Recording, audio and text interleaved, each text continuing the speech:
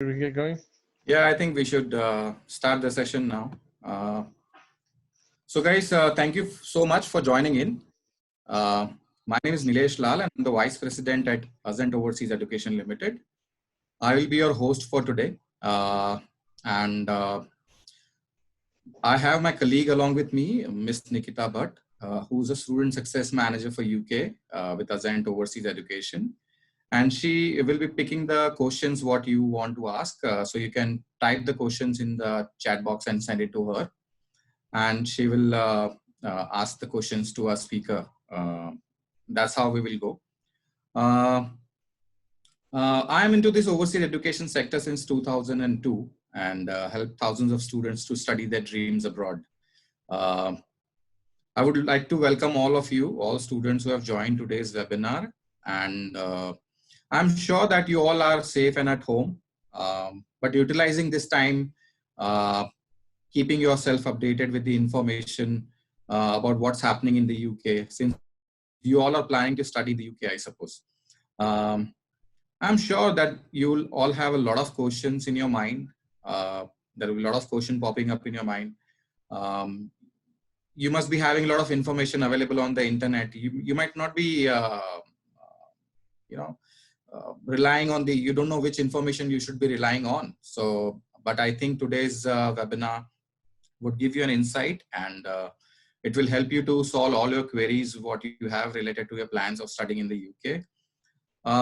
As you all know that today we have it with us, Mr. Bobby Mehta, who is based in the UK and he's the director of University of Portsmouth Global, UK. So let me introduce you all to our speaker for today, Mr. Bobby Mehta. He started in 1999 his career with University of Luton, which is now University of Bedfordshire, and he worked in the international office. And in 2002, he joined the University of Glamorgan, which is University of South Wales, which we all know as. In the international recruitment officer, as an international recruitment officer. That's where I think we met first time, Bobby. We met for the first time when he was with Glamorgan in 2002. He served with various senior positions there. And in 2017, he was appointed as a director of University of Portsmouth. And presently is holding that position there. Outside University of Portsmouth, Bobby also served as an executive committee member for British Universities International Liaison Association, which is called BEULA. And currently he's serving as a chair of the association. So I would like to welcome Bobby to this session and thank you for your time. So I welcome you here. So yeah, thank you, Nilesh, for having me. It's an honor to be hosted by you this evening, now in India, but afternoon here in the UK, in this webinar. And I hope I'm able to answer some of the questions that you may have and the prospective students may have as well. I've been working in the higher education sector now for over 20 years. And in all that time, India has been very close to my heart. My grandparents are originally from Gujarat itself, where you are based. So I love coming back to India and working with colleagues like yourself in India and supporting our Indian students who come to study in the UK. And hopefully if they choose the University of Portsmouth, I will obviously be there to help them. So yeah, let's get cracking with some questions and let's see what I can do to help. Sure. Today's session, as we have planned, is like I'll be throwing some questions at you on behalf of the students, and if you can answer those, and that I'm sure those questions are the questions which the students do have in their mind and would like to know more about it. Apart from that, we will be asking all the questions, answering all the questions which the students want to ask who have joined this webinar. So you can put it in the chat box and we'll be taking your questions and we'll ask Bobby the same. So to start with, Bobby, if I can ask you, how do you personally see this situation from the point of view of an international student who plan to study in the UK at this time? So it's as we know, as we talked earlier, you're currently still in lockdown conditions. We in the UK are in the same conditions. So it's not common, at least not in my memory, where we are all suffering from the same issue at the same time in the same way. So we're all experiencing exactly the same situation, same conditions. However, when we look particularly at the higher education sector, and the way the higher education sector, particularly in the UK, has responded to this current crisis, I think we've done something quite good. The sector has shown that it's very dynamic, very agile, and also we are very fortunate. I can't imagine how we would have dealt with this maybe 20 years ago, but today with modern technology, you know, I would potentially be in India right now. We would have been in your office, and I would have been meeting prospective students there, and we would have maybe had this question and answer session as we've done many times over the years. But this time we're using technology. You know, we're using this Zoom webinar technology. So we're very lucky, and I think technology has enabled our response to this particular crisis, and it allowed us to continue working in the way that we are today. Yeah, great. Thank you. So, Bobby, like when we talk to students, the students, some students are definitely who have their scores ready and they want to go to UK for their studies in the September intake.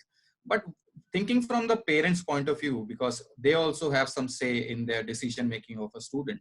So, like, if what would you tell a parent that if they ask you, is it safe to send my kid abroad for studies during this time? So when you look at the situation, as I said, it's a global situation. So it's not just UK centric or US centric or Australia centric. So my advice to any students who are looking to study abroad, or if that was their dream, their passion, their desire, I would encourage them to continue with that. There's no reason you would look to do anything else at this time. And sometimes a lot of the students, the reason they want to do the study abroad, look at the UK, for example, as a higher education destination of choice, is because of the quality of the education that they're going to get, the degree, the knowledge. They want access to the best minds in the world. And that's what UK universities are known for, the quality of education, the professors that we're working for, the fact that the UK is at the forefront of a lot of research that is coming out, a lot of the modern thinking, the shaping of the world as we go forward. If that's what students are looking for and they want to be part of that, then there's no reason not to still pursue that. What parents in particular need to keep in mind is universities, particularly in the UK, are going to make decisions and take approaches which puts the student at the heart of any decision. So it's going to be very clear that we would not do anything to compromise the health and safety of students. So whatever approaches we take, we'll take all of that into account. So if it was not safe to travel to the UK, or if it was not safe to be in Portsmouth or any other part of the UK, we would not allow the students to come. Because it's not just a case of international students coming from India. We have students coming to study from all over the world. The University of Portsmouth, for example, has 24,000 students. So we as a university, myself as the global director, we have a responsibility, a duty of care towards these students. So that's one thing parents should rest assured. And equally, if they don't send their students to study abroad, it's the same situation in India. It's not like they can escape the virus. The virus, as we've seen, it started in China and it's spread globally, and it's a global issue. So this is a very, very unique time and a unique set of situations that we find ourselves in, that we're all affected by the same thing. So regardless of whether they send them to the UK or they stay in India or they send them to another part of the world, it's not likely that they will be able to escape from the threat of the virus. Yeah, that's a good point. And like we discussed before we started this session about the situation here in India, about the government stand, like there is going to be an announcement about what's going to happen to the lockdown on 18th. So, like, what is the roadmap as per you, because you are there based in the UK? So, what's happening. What is the government having the roadmap? What are the plans? What they have to deal with this situation? And also, when do you see that like September intake happening? Like, is it going to open up? What's your feel? So in terms of when I look at the global situation, every country and everyone dealing with this virus and the set of circumstances that we face, I wouldn't want to be in the shoes of those decision makers, because they have really really tough decisions to make in terms of the health and well-being of society in general, in the citizens of those countries, and the economies of those countries, because people need to work to earn money to eat, etc., etc. So it is a real difficult situation. So if I bring that to the Indian context, as we talked, and I'm sure everyone's aware of that. But if I bring it to the UK and say what's happening here in the UK, so we've seen in the UK the virus has had a big effect, as it had in lots of different parts of Europe. The UK has dealt with it and has coped with it really, really well, and is now coming out of the other side of the virus. What we have in the UK is we have obviously England, Scotland, Wales, Northern Ireland, who all form part of the UK, and what each of those jurisdictions or different countries are doing within the United Kingdom is taking slightly different approaches. And the reason for them taking slightly different approaches to the exit strategy is based on local factors. So sometimes it may be that the virus, there's a high chance the virus will spread quicker if they ease the lockdown measures in certain parts of the country than it will in others. What the approach has been in England, if I talk about England firstly, is that the Prime Minister here has outlined a roadmap based on risk. So slowly but surely, he's given an indication that things can start to get back to normal. And across the course of the next 2 to 3 months, he's outlined a plan which he will look to pursue, i.e. full openings of leisure facilities, etc., etc. But everything is based on what happens with the virus. So if the virus continues in its current trajectory and the spread is reduced, then more and more things will open. If that doesn't happen, then the reopening of things will slow down. So that's the kind of approach. And to be honest with you, when I look at the situation here and the approach taken, I think it's very sensible. It's giving a positive feel to people in the country, that we can see that there is a light at the end of the tunnel and that we are moving forward. At the same time, it's not rushing to say we're closed down today and we're reopening tomorrow. So, for example, for the university staff, people in my team, we're working remotely. And the plan is for the foreseeable future, at least the next 3 to 4 weeks as a minimum, we'll be working remotely. But what it does mean is we may be able to go out on the weekend and just go for walks and do more things that we would like to do as a family and things like that. So there is a loosening in things, in the conditions here. So I think everything is moving in a positive light, but there is still the risk of the virus, and they're monitoring that, they're taking scientific advice and doing everything in a very prudent way. So everything's controlled, everything is being managed. So I think the UK's approach in general is done in a sensible way. It's not rushing it. There are economic consequences to the country as a result of this. The government has had to bail out a lot of companies, provide support and infrastructure to staff that are not able to work, etc., etc. So there's a lot of funding that's been put into play by the government. But on the whole, I think everyone is content with the way things are moving. And there is light at the end of the tunnel. So moving on to the next part of your question, which was, what does this mean for universities in September?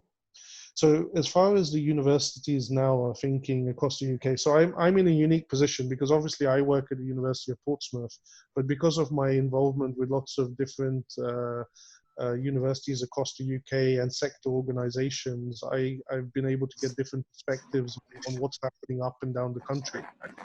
So when we look at different universities, what everyone is now thinking of is reopening in the autumn.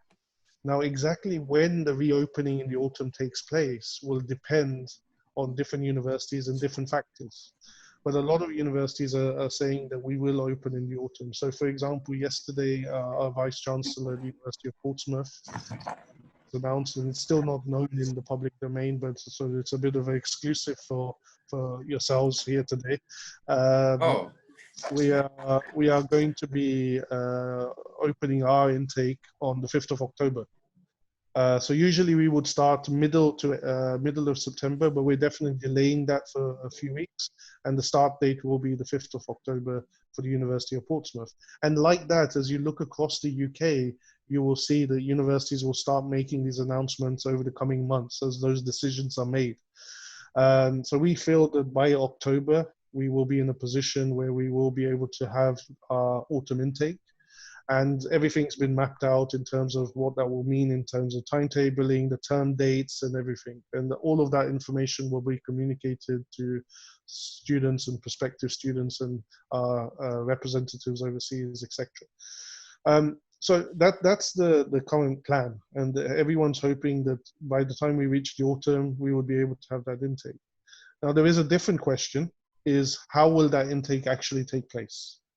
So as well as the plans for having an intake, we're also looking at contingency possibilities around how those intakes will take place. So is it face-to-face in the traditional way that intakes have taken place? Or is it going to be on a basis where some of the start of the programs may be online, for example? So these are the types of thinking that's going on in contingency planning.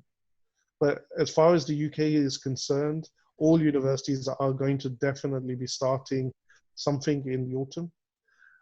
There will be different dates in the autumn, and some will start their undergraduate programs, some may have delayed postgraduate starts. But at Portsmouth, we have decided that all the programs that are available for September will be starting now on the 5th of October. so as per you, it's on, like, even if it's not September, then it's going to be October. Yeah, so But if we see like Bob, other countries, yeah, sorry. So the other countries also opening up slowly and gradually for international student. Relatively, they are smaller countries compared to UK, I would suppose. But I think UK will be also there in October, hopefully. yeah, And so you I think you said that it is. the clear message from the UK is there's definitely going to be an autumn intake. The dates will vary from institution to institution, but definitely there will be an October intake. Okay. So like Bobby, when you said that some part of there is a possibility that some part of the course can be online where the student have to start at the initial stage, which is not sure. But if it happens that the student have to do it, how does it affect their overall degree or studies in any means? No, so let me give you the example. So when this current lockdown situation occurred, it was roughly around the end of March time, around Easter time in the UK, that we had to go into lockdown. So this was during the middle of the current academic year. So students were studying. So what that meant was we went into lockdown and everyone started working remotely, and students started to be taught online, access to online materials, etc. So the UK is very well placed already to work in the online environment. So as part of our normal day-to-day activities in regards to teaching, we use virtual learning environments already. We have online platforms. So for us to move from face-to-face to online in terms of transition wasn't very difficult. So that's what we did for the current academic year. And what a lot of universities will be doing is looking at how they would apply the same factors, the same principles, if the conditions weren't ready for face-to-face. So if social distancing is still an issue, if the virus was high in different parts of the globe. So you can have instances. So for example, everything's okay in the UK, but in India, the virus is spreading really quickly, and nobody's able to travel from India to the UK. So what would you do in those situations? So universities will be looking at the options of Indian students potentially in that situation, starting their courses online, and then when it was safe for them to join, that they could join us in the UK. Equally, it could be the other way around, where everything's okay in India and the virus is not, situation is not great here. So the same principles would apply. So it's just, again, what I mentioned to you earlier. The UK higher education sector has shown how flexible it's been, how dynamic it's been in using the technologies that we have at hand to be able to conduct education. And from the students' perspectives, in terms of the quality of the education, is it the same quality of education that they're getting? Yes, it is. Yes, they will still get the same quality of education because they're still getting access to the knowledge and experience and information from those leading professors, lecturers, etc., in those subject areas that they've chosen to study. So I wouldn't worry about that. There is aspects of for me, there are two aspects which are not easily replicated in the online environment yet. And that is, if you are not able to travel to the UK, you can't experience the UK culture. You can't experience what it's like to live in the UK. So on a Friday in the UK, it's quite well known that people eat fish and chips. So if you're not in the UK, you can't get a traditional fish and chips whilst you're studying your online program in India. So that's one thing we can't replicate at the moment. But those are the types of experiences you lose for sure. The other experiences that you lose is in very practical vocational courses, you may not get the immediate hands-on experience that you might get if you were here in the UK, in the labs, in the classrooms, working with those equipments, etc. But what discussions are ongoing at the moment is if we had to, for example, teach the first semester online, how could we move some of the practical aspects of the course into the second semester so the students don't lose out on that? Because what we are all hopeful of is that as this time progresses, science is also progressing, and we will have a vaccine hopefully by sometime towards the end of the year or the beginning of the next calendar year. So those are the types of things. But in terms of the quality of the education that students are looking for and what they want to study in the UK, they don't need to worry too much about that. The universities will give them the reassurance of that. And also in the UK, UK universities are governed by the UK government. So we have the Office for Students, OFS. We have the Quality Assurance Agency. So in order to issue a degree in the UK, we have to meet minimum standards set by those authorities. Now, that doesn't matter whether that degree is issued here on campus, online, or, as you know, as you will be well aware, a number of universities in the UK run programs and campuses abroad. Regardless of where you study the UK degree, it has to meet those minimum standards. If it doesn't meet those minimum standards, the university cannot operate. So we will be abiding by all of those in the online environment. So in terms of quality assurance, students don't have anything to worry about there. I'm sure that we won't go get those fish and chips here in India for sure. But like when it comes to like Bobby, the students who are presently on campus and are they studying their courses online at the moment? If I understand from your answer. Yeah, so at the moment, what we've got students that are remote working. So we're now coming towards the end of the term. So at the moment, we're at Portsmouth, we're in the assessment period. So usually in May is when all the assessments are going on. So at this time, what would be happening is there'll either be online assessments, there will be assignments that students will have to do, etc., etc. So that's what's happening at the moment. And during this period, if they've got any questions, they will be using technology like this to meet with their lecturers, etc., to ask them any questions. Students are working on their dissertations, their research projects. So all of that work is ongoing remotely as we speak.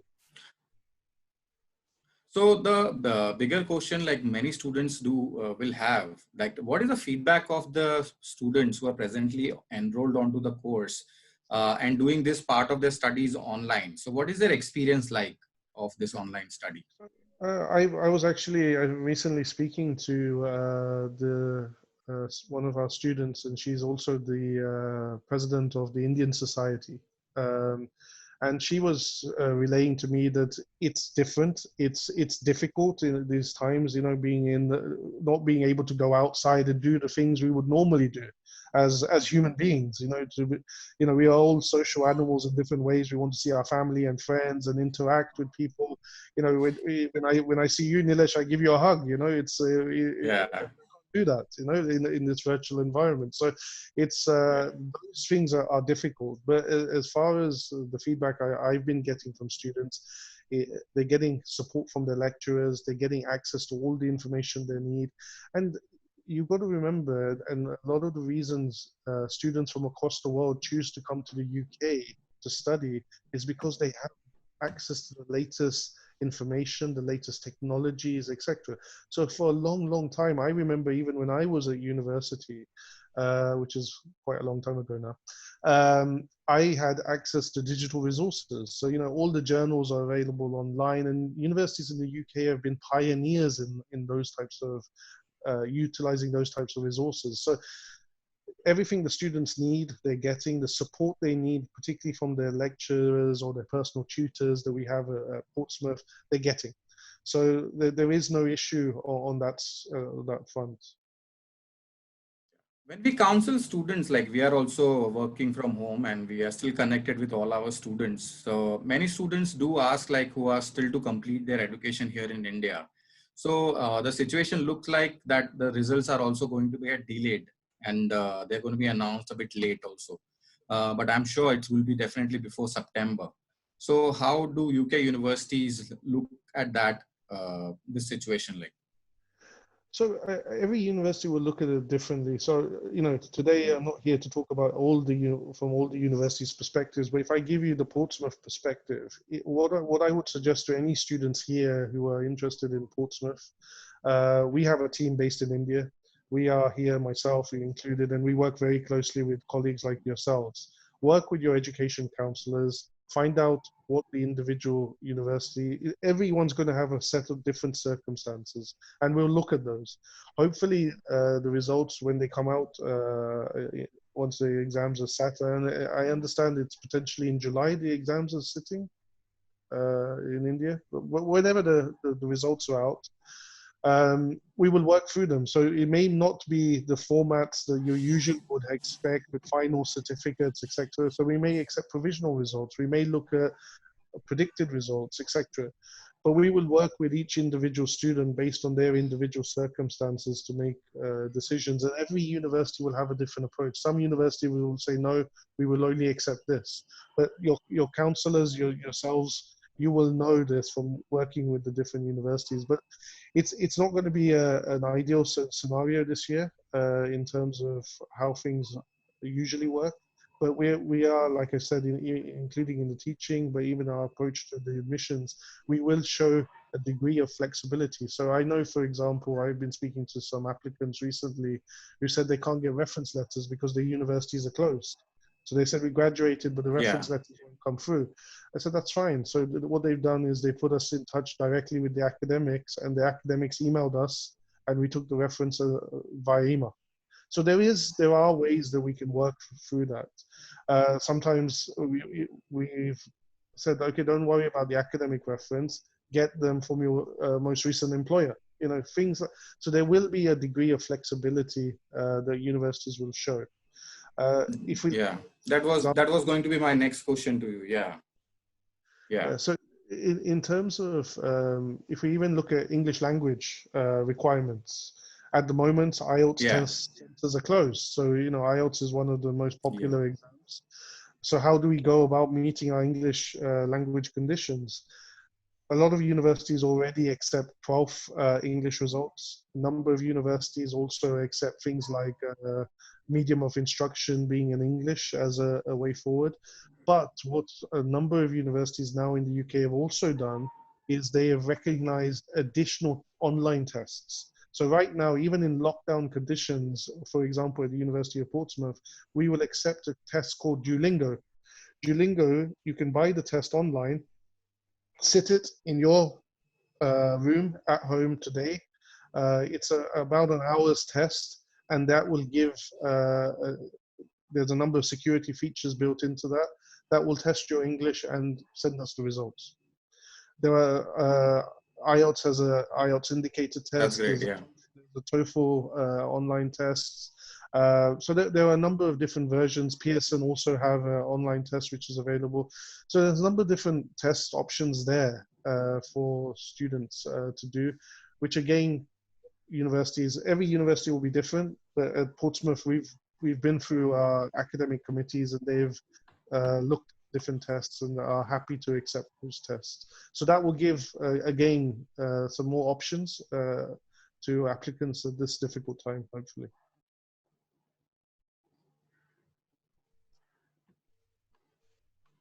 Okay, so if Nikita can take some questions of students, if she has received some questions online till now, and we can answer those. Sure. Yeah, I have received a few questions down here. There's a question from Aman Mihir, and he's asking that can a dependent accompany a student in the UK work during the course program? Yes, it's possible for students to bring dependents with them. So if somebody comes on a student visa to the UK, they can then apply for a dependent to join them on a dependent visa. But again, I think the academic counselors would be much better placed to give advice on that situation. Thank you. Yeah, I would say, Aman, if you can connect with us, and we'll be more able to help you more on this. So if you can just drop your question or your email ID, the Azent team will contact you. We also have another question from Aman again. What kind of impact Brexit coupled with the impact of COVID-19 is likely to be on employment prospects for Indian students post-graduation? Okay. So I'll answer that question, but I'll add something to it. So if I start, first of all, a number of students, when I speak to students from India, one of the things they're keen to do when they're in the UK is to work part-time. So firstly, in terms of part-time jobs, there will be plenty of part-time jobs available. As things come out of the lockdown conditions, shops will be reopened, leisure facilities, restaurants, etc. So the part-time jobs will definitely be there. I was speaking to the University of Portsmouth. We have a careers and employability department. I was speaking to them recently, and they were telling us that they've been inundated at the moment with part-time jobs. Because as you are aware, in lockdown conditions, people's eating habits have increased significantly. So different types of part-time jobs are available. So there's a lot of part-time jobs available in supermarkets, in fruit farms, in different industries, which are overburdened at the moment because of the demands of society. So part-time jobs are going to be there and are there at the moment and will be there post the COVID situation. The key is when you go to the university in the UK, if you come to the University of Portsmouth, that you engage with the career and employability departments. They will have access to all this type of information. Also, again, speaking to our careers and employability department, what they've noticed, yes, at the moment there has been a little downturn in graduate employment opportunities, but that's not reflective of the post-COVID situation. I think that's more reflective that people are in lockdown at the moment, so it's more difficult to recruit graduates. I think there will be some impact on employability in the short term, for sure, as businesses and companies and everyone gets back and motoring in a normal way. And for me, this is one of the prime reasons why actually investing in your education at this time is more important than ever. Because in the short term, I see that there will be less jobs available. But in a year's time or in 4 years' time, if you're an undergraduate student, the economy, the industries across the globe are going to be in a much more stable condition. So the job market is going to be in a much more stable condition. So I think the graduate prospects for students that are potentially here today who are looking to join university potentially in September is much brighter than, sadly, for the students that are graduating at the moment. Yeah, that's my honest appraisal of the situation. And I think, you know, if you don't invest in your education at this point, then what else are you going to do? If that was your plan and you decide not to do that, then you know you're going to have a void potentially anyway, because the job market's not going to be one that's easy to interact with at this present moment in time, whether you're in the UK or India.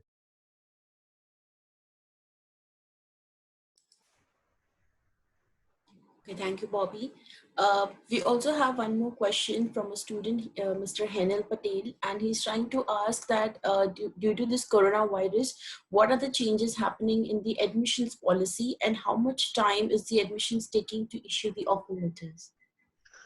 Okay, so in terms of generally speaking, there isn't much change in admissions policies. So admissions policies in relation to entry requirements, grades required, etc., are still largely the same. There is, as I mentioned earlier, some flexibility being shown in terms of we've now recognized more English language tests, which are online as well, so that students can interact with them now. We are showing some flexibility around documentation and the types of documentation that are being supplied. So we may accept provisional documentation rather than final documentation. Those are the types of flexibility that's being shown. Other than that, I think depending on the students' individual circumstances, we would work with them and see what we can do. Okay, thank you, Bobby. Yeah, these were a few questions that the students were asking during the session. Bobby, coming back to a few questions from my side, like if you talk about, is there any reduction in the tuition fees which University of Portsmouth have made during this pandemic? Because we have seen the university have reducing the fees. Yeah, so the University of Portsmouth hasn't reduced anything at this point in time, and I'm not sure that they necessarily will. So to give you the context of the thinking here, in terms of the education, it's still the same. It's still the same professors teaching, etc., etc. But actually, in some cases, online education is more costly.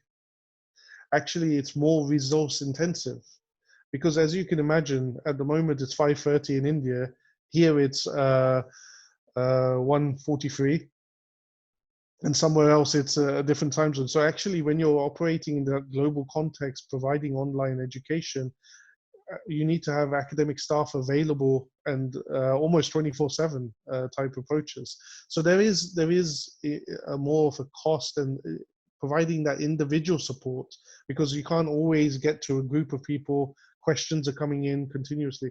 So you may not see a major reduction in price when it comes online. There is definitely a perception that, you know, by studying online, it's actually should be cheaper. But in reality, it's not always the case. So at the University of Portsmouth, the university's executive board haven't made any announcements or decisions on that. But I agree with you, Nilesh, that some universities have reduced the price. And it may be something that happens as we move forward. But at this point, the University of Portsmouth hasn't done that. Your mic, Nilesh. So if I can ask you here, like, is any scholarships available for international students which they can apply to University of Portsmouth? Yeah, so we have two scholarship schemes at the University of Portsmouth, specifically for Indian students. So one is a 1,600 Vice Chancellor's scholarship, which is given to as many Indian students as possible. So if they qualify for the programs, etc., we would award this £1,600 scholarship. But as well as that, the University of Portsmouth has five £5,000 scholarships, which are merit-based scholarships and very competitive scholarships. So those are some of the scholarship schemes that we have available at Portsmouth. So if a student wish to apply definitely for a September intake, which is going to be mostly October intake, they can still put an application to University of Portsmouth, right? Yes, most universities across the UK will still be open for applications, and definitely at the University of Portsmouth we are open. Now that we've announced the 5th of October as our start of our autumn term, we will now start to work out what would be the deadline for applications. So we will communicate that, but the deadline is likely to be somewhere, I would estimate, beyond July. So July at the latest would be the sort of application deadlines that we will be looking at. Yeah. So in this uncertain time, let's say students, let's say if they apply and they get an offer letter and get a cash letter once they pay the deposit. What if there is a change in the plan from the student side? Like if they want to defer the intake or they will want to withdraw because of the current situation. What is your point of view on this? Yeah, so what we've done at the University of Portsmouth, we've recognized that situation. So first of all, what I'm encouraging all students to do is if your passion is to study abroad and you wanted to come to the UK and you wanted to come to the University of Portsmouth, hopefully, as your university of choice, what you should do is continue with your application processes, continue with your English language processes, etc. Finalize everything, including paying the deposit. So what we've done at the University of Portsmouth is if a student decides that they don't want to come in September, for example, because of the COVID virus situation, and they would like to defer, we can look at that. Or if they would like a refund, we will look at that. So we will either refund the money or defer the deposit paid back to the student if they decide not to come because of the COVID situation. What I would, every university will be different. I would check with the university before you make any payments. But at the University of Portsmouth, we will offer to defer the money to the next intake or to refund it in full if it's because of the COVID situation that the student decides not to come. And then we have the options, and we will hopefully have more information of this in due course, but we have a number of January programs which also will be starting. So what we're trying to do at this time as we work through this is provide students with options, but equally we don't want students to be delayed in moving forward. So we want to remove those uncertainties, because we completely understand, if you have to pay a deposit for something and you're still not sure what the virus situation may be in September, that's a risk. Yeah. So we're trying to reduce that risk. And the key thing is, from our perspective at the University of Portsmouth, and I know a number of other universities in the UK will do the same, is we're trying to work with students at this time. It's weird, it sounds a bit cheesy and a bit corny, but we are in this together. This is not just a UK thing; it is a global pandemic. Yeah, that's great. So full refund if they wish to withdraw from the course. That's a good thing, Bobby. The biggest question of the hour, I would say, is the health concern what the students have. Let's say, for instance, if the student come in the September or October intake and join the studies, they would be obviously paying for their international health medical coverage before they apply for the visa. So will that cover the medical cost if by chance they get infected with the coronavirus? Yeah, so as part of the health surcharge, students get full access to UK National Health Service. So whatever support they need whilst they're here, including support around the COVID, they would get. They would be treated in the same way as a British citizen.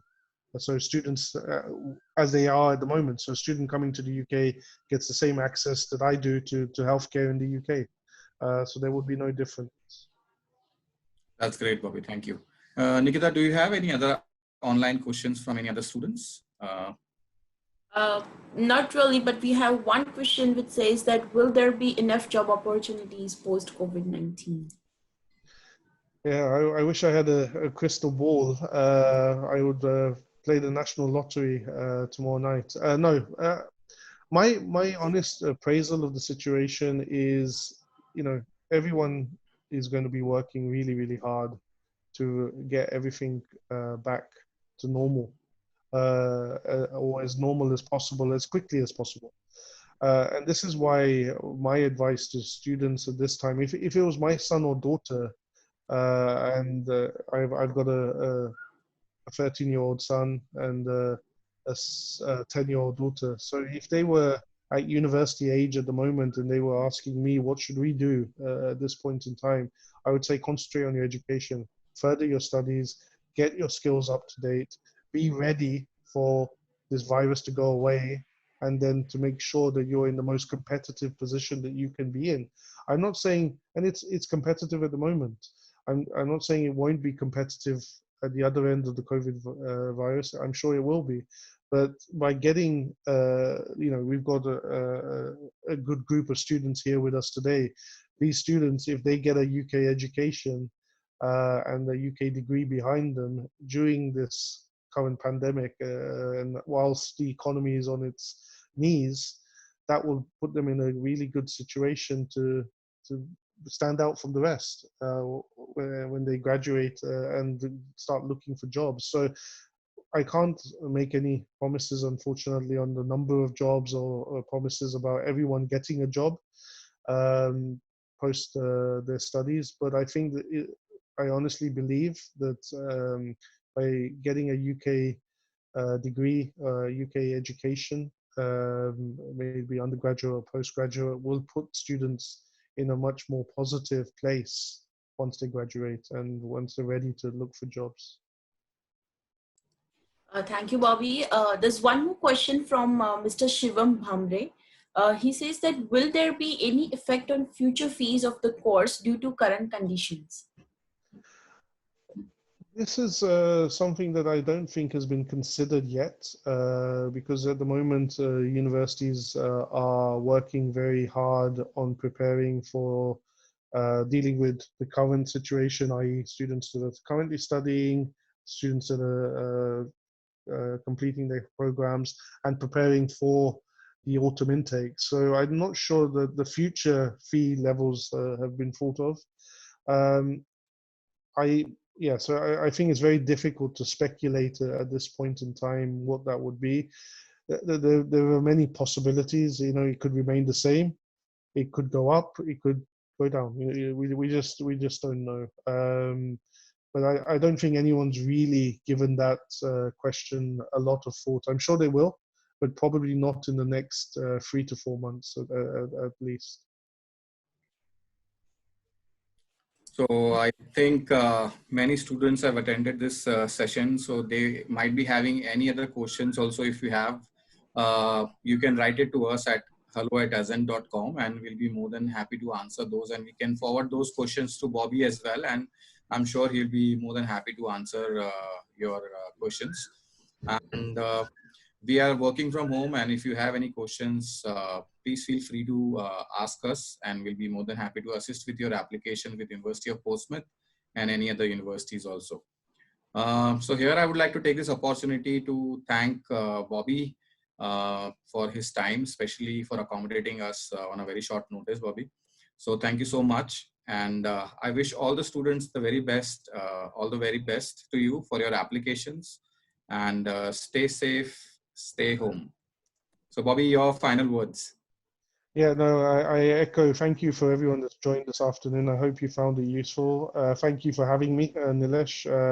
And if you ever want me to come back over the next couple of months, we can definitely find time in the diary for you guys. No problem.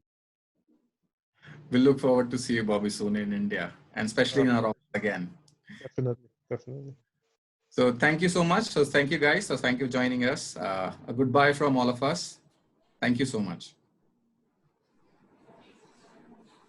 Thank you, Bobby.